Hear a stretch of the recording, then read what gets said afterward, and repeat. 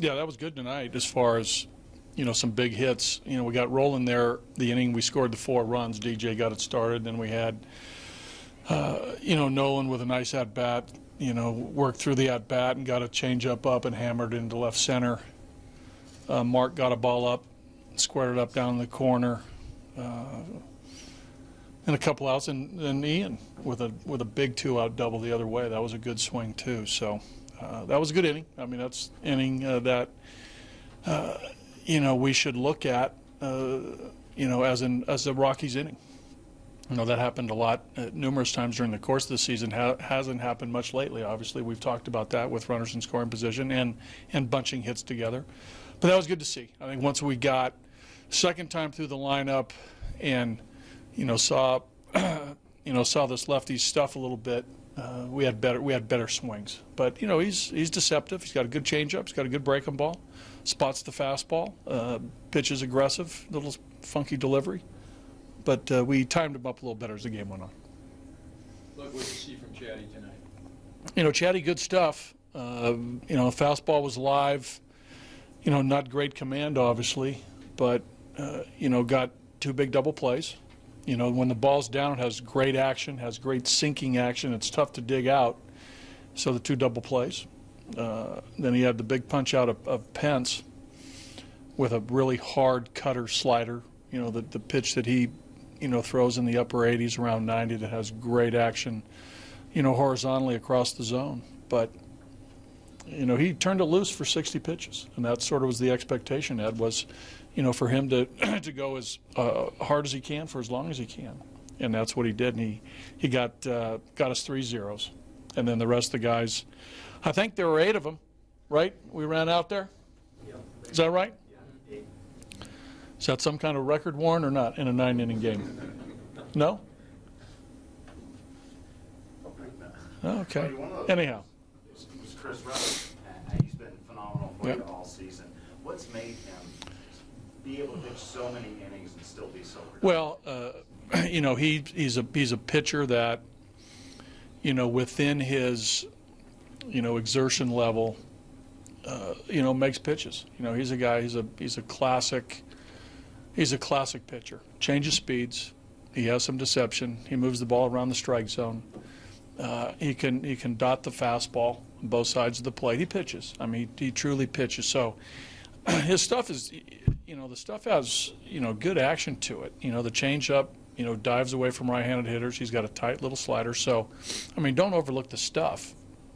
But, he's a guy that, truly can handcuff, both left and right-handed hitters. So he's very valuable. We talked about that today. I think I talked to Jack about the decision on Russ, or I think it was all you guys maybe, Russ or Chatwood.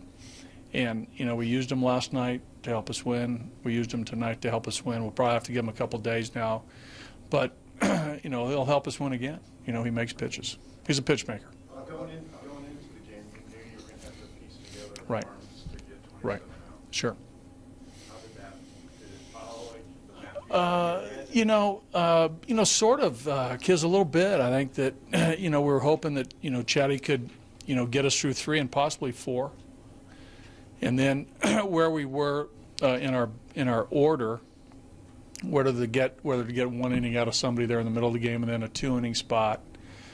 But as it turned out, it was good to get Russ in there, the lineup where it was. We thought he could go through, the first inning. I think it was Sandoval and a few other fellas, and then it would swing back to the top of the order. Worked out where, we had to bring in Estevez to, get Pence again. And we thought it was a 2-inning spot there, and that's where Sensatella came into play. So we had a plan going in that, we were going to use, depending on the score. And if we were in the lead or close, probably the Chatwood Russin combo through the first 5. And then we had Sensatella on our mind. And then if we got deeper in the game, the Nishak, McGee, Holland were all in play. So. Any more satisfaction for you when you know you have to push that many buttons? No, for me, no. What's great about it is there's so many guys that contributed. That's the thing where the whole team contributed to this one. Even, down to Talkman, pinch running and, going on the 3-1 count and Cargo contributing. Tony Walters coming in and catching Holland and doing a nice job in the ninth. A lot of contributions, throughout the, and all the guys who got some outs. Otto getting Posey there when the momentum shifted. So that's I think that's what I feel good about, is how our guys contributed to this one. I was 3-0 on Posey, who's obviously very dangerous. He comes back and Yeah. knocks him out, I think, on a cutter. Yeah, on a breaking pitch, yeah. Which, if Posey takes it, it's probably ball 4. Probably ball 4. But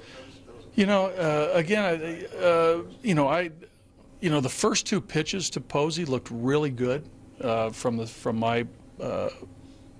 my seat in the dugout. So I knew that Otto was, he wasn't all over. Then he came back and, I think that, got to 3-0, but then it threw a 3-1 strike, and then a, 3-1 strike, or a 3-0 strike, and then a 3-1 strike, and then threw a 3-2 breaking ball that he fouled off.